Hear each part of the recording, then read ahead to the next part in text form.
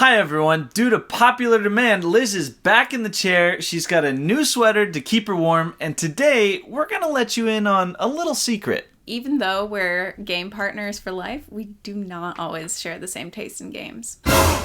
It's true, so today we're gonna talk a little bit about some of the games that we don't always see eye to eye on. So, if you want to learn more about these games, or learn a little bit more about us, then might I suggest...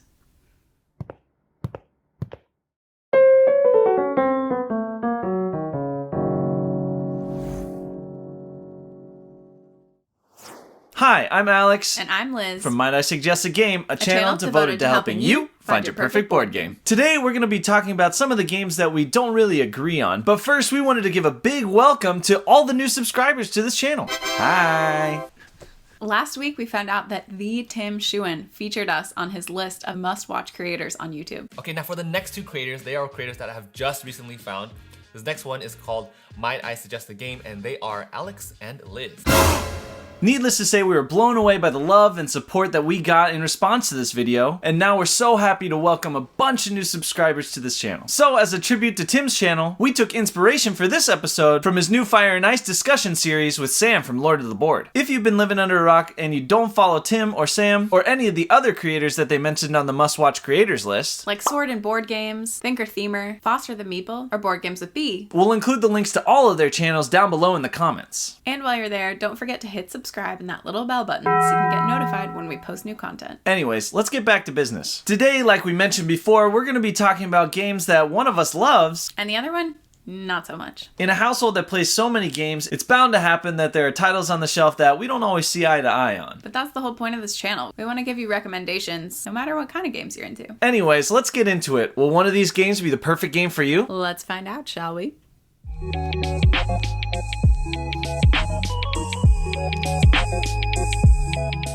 The first game that we're going to talk about today is Grand Austria Hotel from Lookout Games. Grand Austria Hotel is a dice drafting, contract fulfillment game where players will compete to have the grandest hotel in all of Vienna. Sounds like a lot of fun, right, Liz? You know, it actually does sound like a fun game, but in my experience, it doesn't always end up that way. But I'm really curious to hear more about why you like it so much. Alright, I'll take the bait. Personally, Grand Austria Hotel has a special place in my collection because it's one of the first middle heavyweight Euro games that I ever played. I love how many little puzzles there are to solve in the game. There always feels like there's one aspect of the game that you can take advantage of because no one's really paying attention to it. I love the action economy, and I also really like the way this game handles dice mitigation. Personally, I'm not usually a fan of dice games where it's up to the luck of the roll, but because this game offers a few different solutions for that, I think it's the gold standard for those types of games. And I mean, what could be better than serving up a plate of coffee and strudel to your guests and making everyone really happy? Anyways, even though I like this game a ton, I know that Liz isn't a huge fan. So Liz, what is it about this game that you don't love? I'm so glad you asked. Because I know that you know this isn't my favorite game. It's nice to have a chance to kind of unpack why. So I think, first of all, I will say, I love the theme of this game. I remember actually the first time that we played it at the board game store, I picked it off the shelf because I loved the idea of like a hotel, a travel theme game.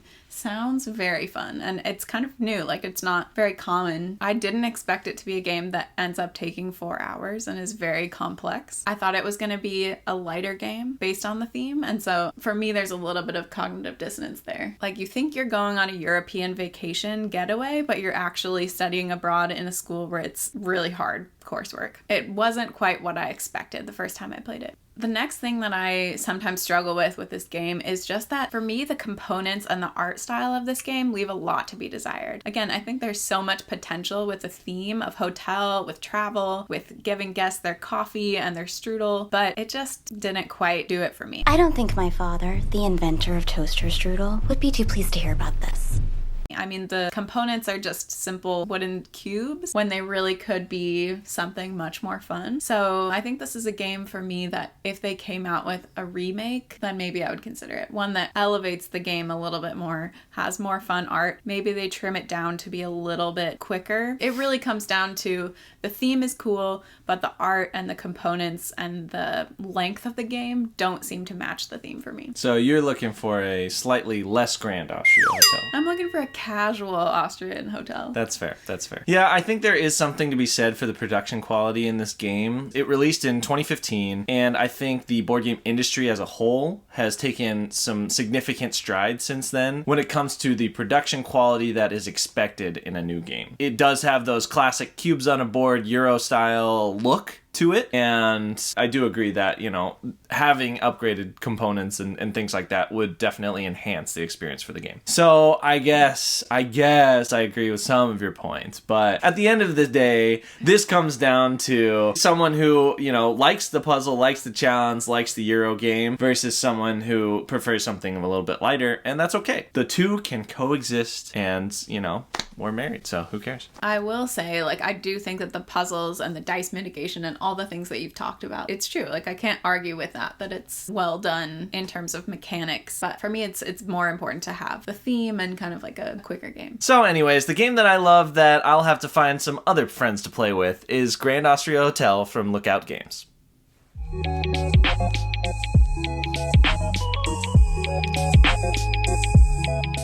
Okay, so the game that I've chosen to talk about today is, surprise, a lighter party game. It's Muse from Quick, Simple, Fun Games. Believe it or not, that's a real company. Muse is a lighter party game where players team up to try to get each other to guess the correct art card using cryptic clues. I personally really like this game, but I recently caught Alex trying to get rid of it in a math trade, so I know that it's not his favorite.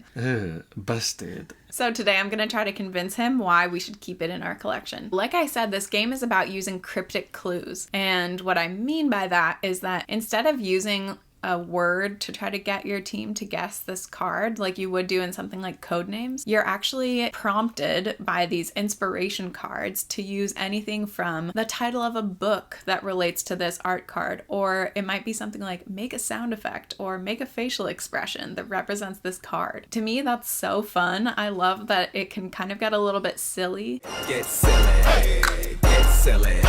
I love that it's just way more sensory. I love the art. It's just beautiful. If you've ever played something like Dixit or Mysterium, it's very similar to that. Also, if you know me, you know that I love a game that you don't really have to keep score, and this is definitely one of those games that there is technically a way to score it, but it feels like you could just keep playing this for hours and not keep score and it would still be really fun. Also, the thing that I love about it is that in a lot of these games, you're trying to pull a clue out of thin air, but in this game, because you're given a specific prompt, it's a lot more manageable in terms of thinking of a clue to give your team. So for me, this is just another great party game to keep in our collection. It's fun, it shakes things up, it's a easy one to pull out. It's a quick palate cleanser when you're in between games and you just want to play something that's fun and light, that gets people thinking outside of the box, and I think it's a great game. So what's your rebuttal? Well, that was a pretty convincing argument. To be fair, I was just trying to get rid of it in a math trade to make a quick buck or something like that. I regret my decision. But what I will say about Muse, and the reason why, you know, it's not super high on my list, is because I don't think it adds enough from the other abstract art card games that are out there. For example, Liz mentioned Dixit and Mysterium. Both of those, I think, Dixit is a sort of more pure execution of this game, and Mysterium has that murder mystery theme that I really enjoy. And so when I think about playing an abstract art card game, I would more likely pick one of those two than this game. The other thing that I don't love so much about this game is that I don't feel like there's enough of that player interaction to really make it feel like a party game. For me, party games are all about interacting with the people on the table if you've got a lot of people playing all at once. And while this one does accommodate up to 12 players, I don't really feel like everyone has a reason to pay attention the whole game. I wish there was a little bit more influence that the other teams could have on the vote. Like maybe they could put in an extra card that would make it a little bit harder for the guesser. They do get to add in extra cards to the pile, but those cards are randomly drawn, so there's not as much strategy as I would have liked. At the end of the day, Muse is still a good game. I still would play it, but it's maybe not the first one that would get out to my table or that I would pick off the shelf. That's fair. So can we keep it? Yeah, okay, we can keep it. Anyway, so the party game that I love to keep in the collection, that I've now convinced Alex to let me keep in the collection, is Muse from Quick, Simple, Fun Games. Thanks for sticking around for a more personal episode this time. Luckily, we agree on more games than we disagree on, which is one of the reasons why we're still married. Anyway, we'd love to hear what kind of games you and your gaming partner disagree on. We're always interested to hear from you guys, so don't be shy. Drop a comment below. And if you want to continue this board game discourse, you should check out the Fire and Ice Discord started by Tim and Sam, who we mentioned at the beginning of the video, so that you could join an awesome community of people that talk about board games all the time. Anyways, thanks so much for all of you who have supported us so far. Please don't forget to like, comment, and subscribe so we can keep growing this channel and keep helping you find your perfect board game. Once again, this has been a Might I Suggest a Game production. I'm Alex. And I'm Liz. Your board game sommeliers, signing off.